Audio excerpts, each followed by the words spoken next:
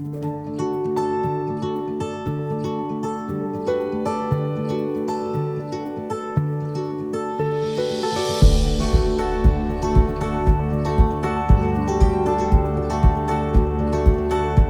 j'ai l'honneur et la joie, bien sûr, d'introduire cette séance, puisque je suis le nouveau président de l'ALS, élu avec notre liste la science en vedette avec l'ALS, suite à l'Assemblée générale du 22 janvier. Alors, nous avons tenu hier notre premier conseil d'administration avec plusieurs projets en cours et la nomination d'un nouvel académicien et la proposition de nouveaux sociétaires dans l'attente de vous les présenter lors d'une prochaine séance. Alors, comme c'est l'usage, j'ai le plaisir de vous informer des résultats de l'élection des présidents de nos 5 sections qui se sont réunies statutairement à la suite de l'Assemblée générale. Ont été réélus François Vernier à la 2e section Biologie animale et végétale et sciences de l'environnement, Francis Pierre à la 4e section Sciences du sol, de la terre et de l'univers, René Odo à la 5e section Sciences humaines, et je salue aussi les nouvelles présidentes élues. Chantal Finance à la 3e section médecine vétérinaire, pharmacie. Enfin, last but not the least, Dominique Dubo à la 1re section mathématiques, physique, chimie, électronique, informatique et génie des procédés. Félicitations et bienvenue bien sûr pour ceux qui n'y étaient pas encore ou celles qui n'y étaient pas au conseil d'administration. Alors cette séance a été préparée avec Jean-Marie Dubois. Je le remercie pour tout le travail accompli au cours des 3 années passées, ayant finalement maintenu à flot contre vent et virus notre vaisseau de l'ALS, grâce justement à la mise en place des visioconférences et les débuts sur le net de la chaîne ALS Vue pour vous, dont on vous reparlera bien sûr, et sur laquelle vous pourrez accéder aux enregistrements de toutes nos séances, dont certaines sont déjà en ligne sur notre site, notamment, vous le savez, le colloque sur la Covid-19. Ce soir, nous entendrons la communication de Madame Marie-Christine Hatton, sur Julie Victoire d'Aubier, une belle figure vosgienne, et la conférence de Gisèle Cany sur l'intérêt du thermalisme dans la prise en charge des personnes souffrant d'un Covid long. Alors, ce Covid long, c'est un terme dérivé de l'anglais, long COVID-19, communément utilisé pour définir les symptômes prolongés au décours de la Covid-19. Je vous souhaite une excellente séance et je cède la parole à Jean-Claude Derniam, institué grand maître de nos visioconférences et aussi nouveau secrétaire général de notre compagnie, qui va nous présenter Marie-Christine Hatton, entre autres académicienne de l'ALS, que je remercie. Bonjour à tous. Nous connaissons tous à l'Académie le couple des Hatton, Jean-Paul et Marie-Christine, qui sont des fidèles parmi les fidèles de l'ALS, et c'est avec un grand plaisir que je présente aujourd'hui Marie-Christine Hamé, épouse Hatton, mère de 2 enfants. Professeure d'informatique de l'université Henri Poincaré Nancy 1 depuis octobre 89, Marie-Christine est aussi chercheure au CRIN à l'époque, devenue lauréat depuis. Elle est professeure émérite depuis 2006. Je passe rapidement sur sa belle carrière d'enseignant-chercheur à l'IUT et à la Faculté des sciences de Nancy pour parler plus de son activité de recherche et de ses engagements collectifs importants. Sa recherche est caractéristique de l'évolution de l'informatique vers l'intelligence artificielle.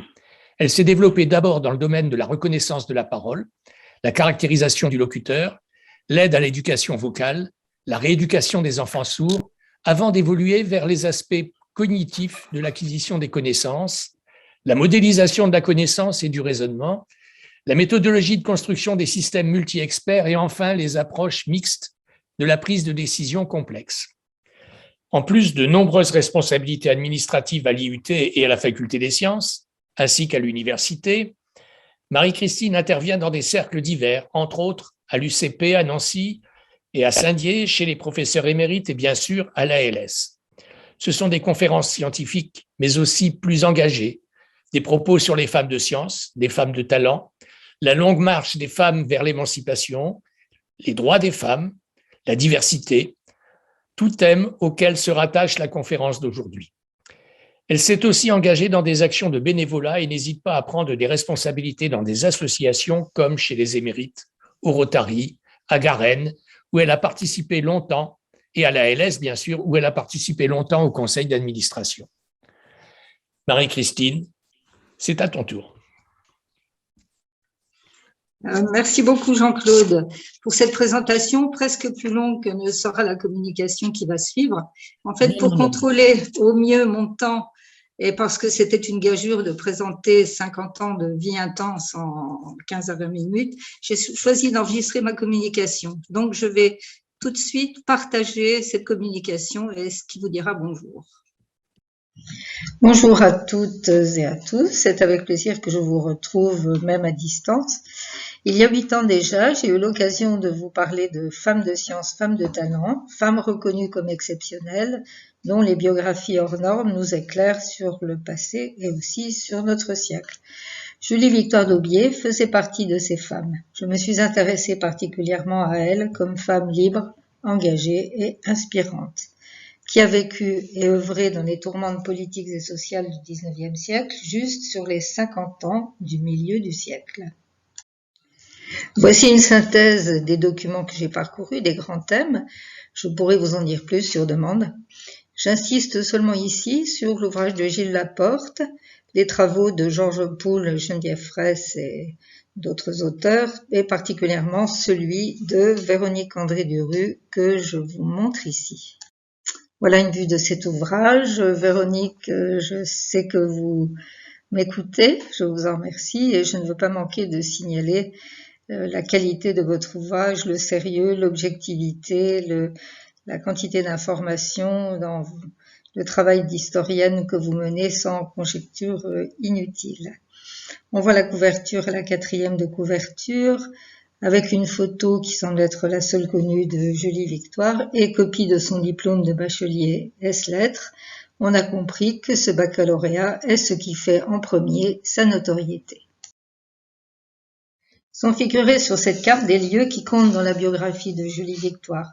Épinal, le chef-lieu de département des Vosges, à la limite de la Haute-Saône au sud de la Vosges, Bain-les-Bains, lieu de sa naissance et de travail pour son père, Fontaine-le-Château, bourg d'origine de la famille, La Chaudeau, lieu de forge implanté depuis le XVIIIe, et Bazenier, au nord-ouest d'Épinal, où Julie Victoire passera une partie de ses années après l'école primaire, chez son frère prêtre, donc à Bazenier.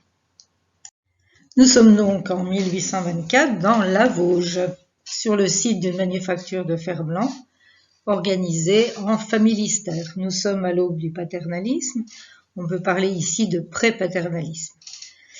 On y trouve un ensemble de logements jouxtant l'usine, une cour centrale qui joue le rôle de lieu de vie communautaire, avec une épicerie intégrée, des bistrots, et même une chapelle autorisée par l'évêque de Toul sur la demande d'un certain Georges Puton. Le père travaille à la manufacture, il est commis caissier, ce qui signifie qu'il est cadre, proche de la direction.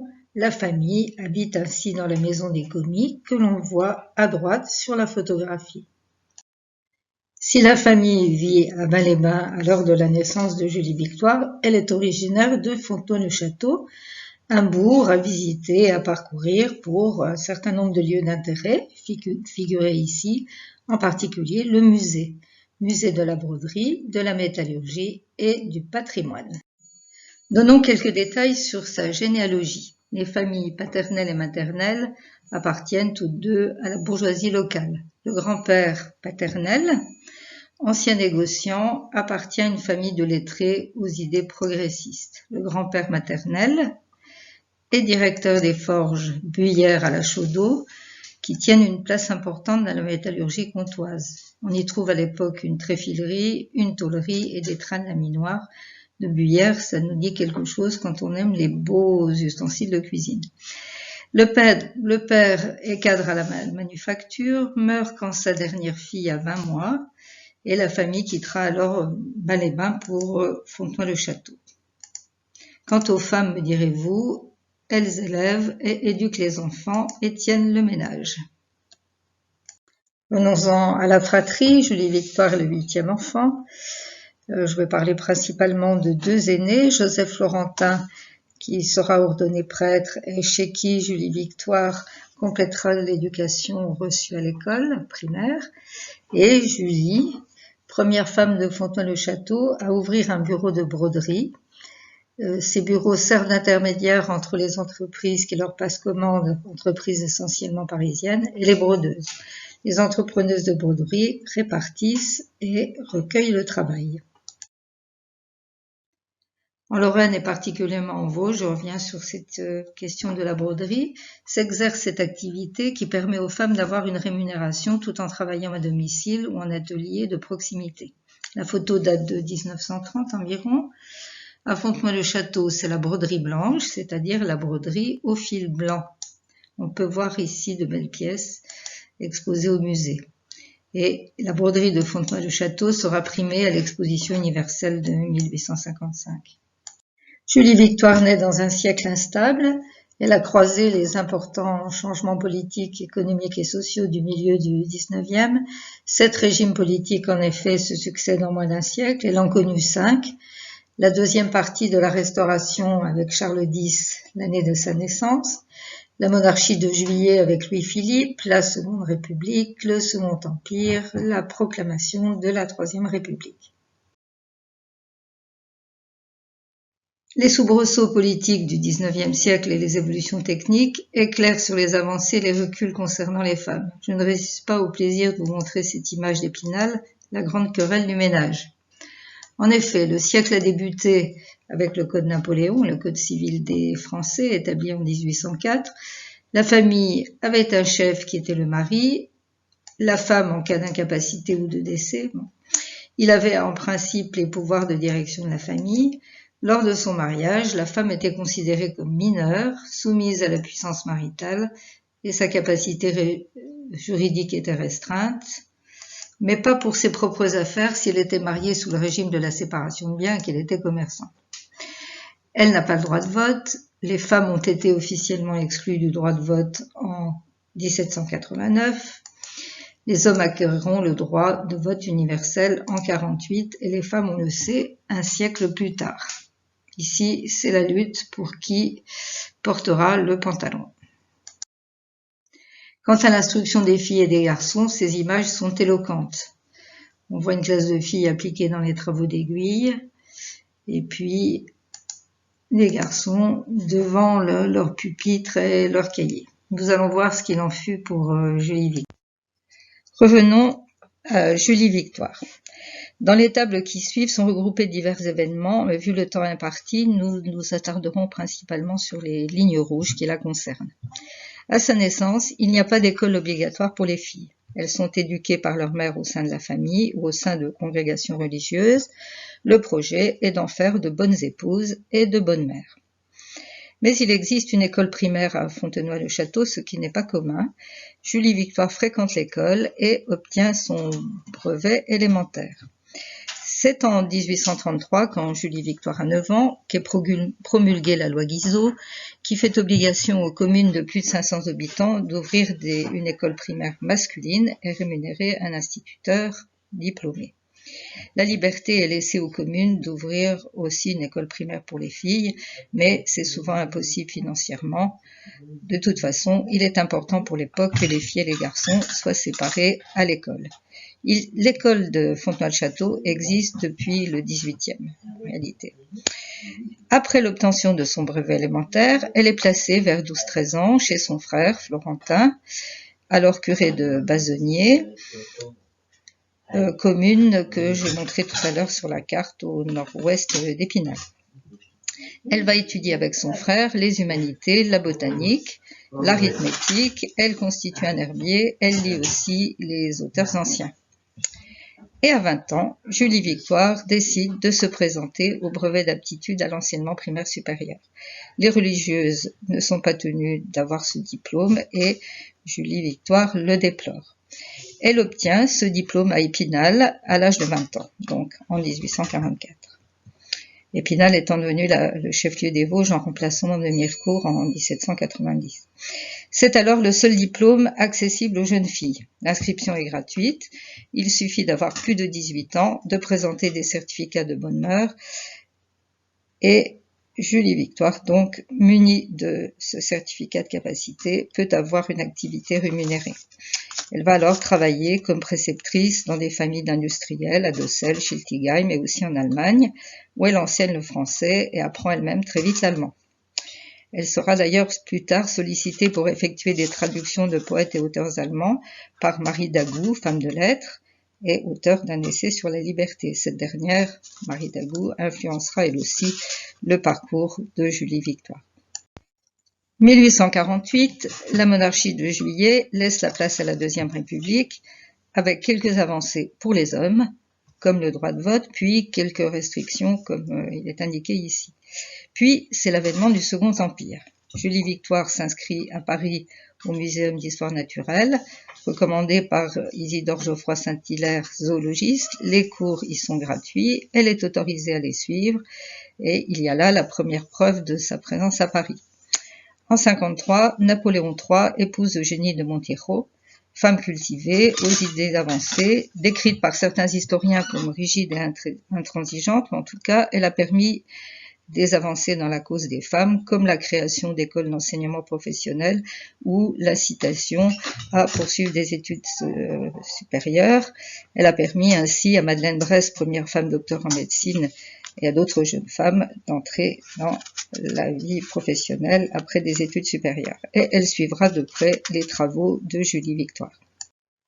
Dans ce fourmillement, Julie Victoire travaille sur son ouvrage majeur, La femme pauvre au XIXe siècle. Pour elle, la femme pauvre est la femme qui est obligée de travailler pour vivre. Elle effectue une analyse morale et politique de la condition féminine, son environnement familial, la broderie, l'usine, les domestiques ou les femmes célibataires, est propice au constat sur la condition des femmes. Le contexte politique favorise aussi cet engagement, de même que l'essor des idées saint-simoniennes. Nous en précisons maintenant quelques éléments.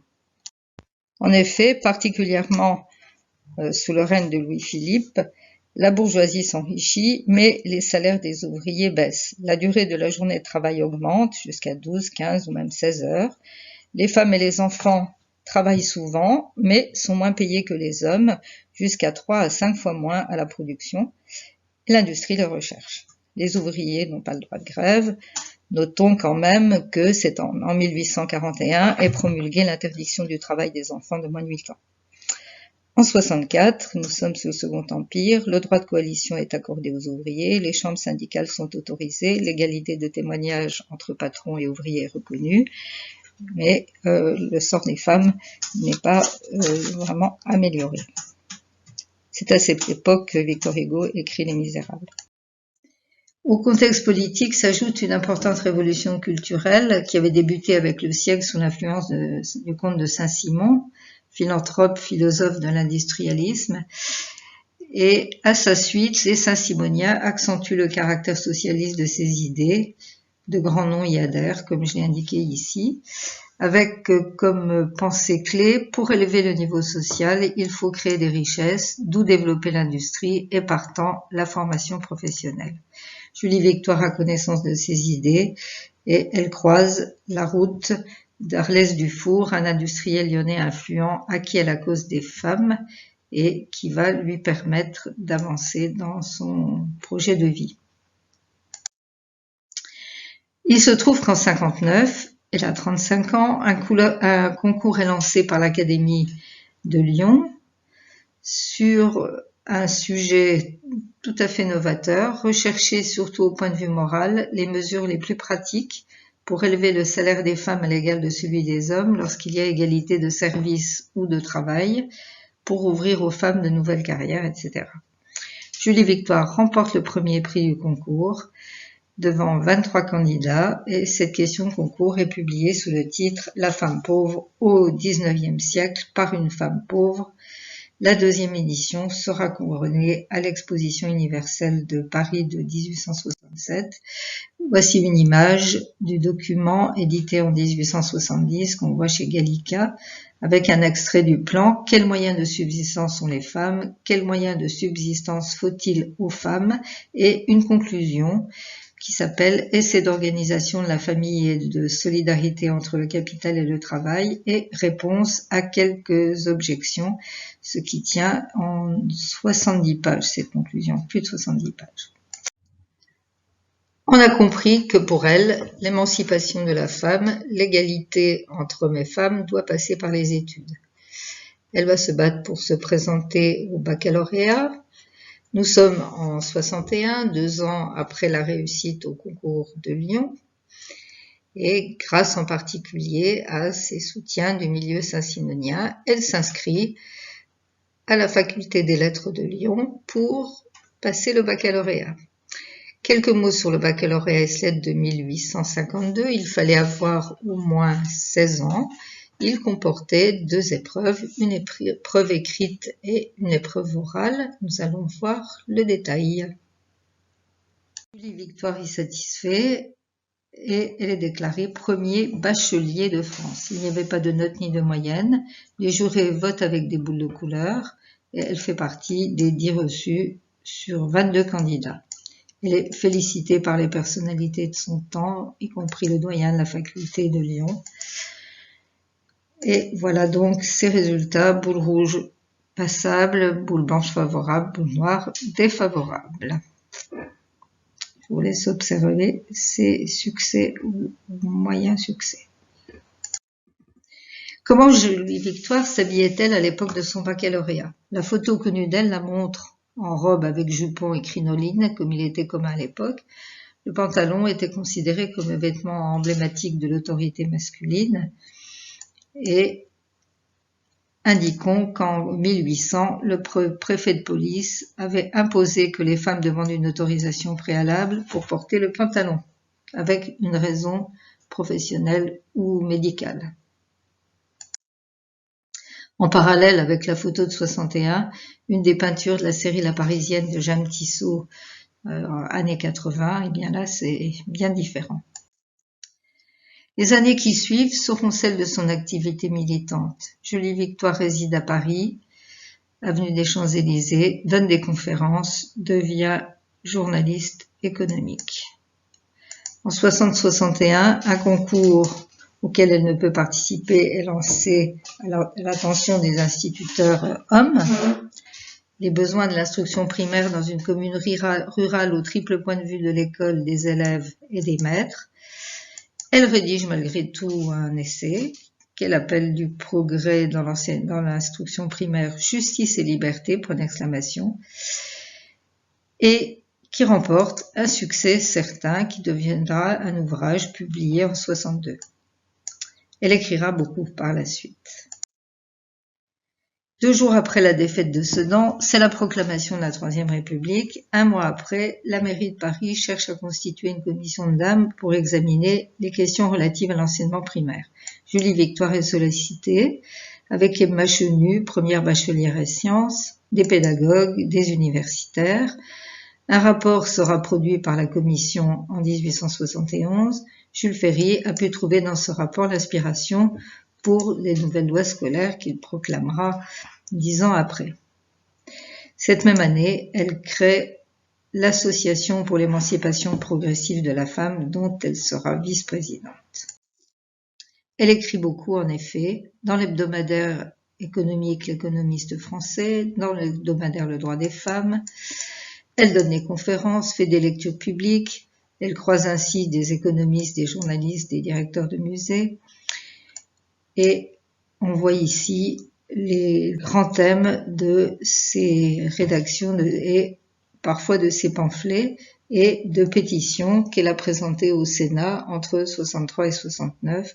On voit en bas les sujets de ces pétitions. Nous sommes en 1871. Les cours de la Sorbonne sont toujours fermés aux femmes, mais rien ne les empêche de s'inscrire aux examens. Julie Victoire devient en octobre 71 la première femme licenciée ès-lettres, 6e sur les 8 reçus parmi 19 candidats. Elle reçoit son diplôme en 72, licenciée sans E, mais ce diplôme est établi au nom de Mademoiselle d'Aubier.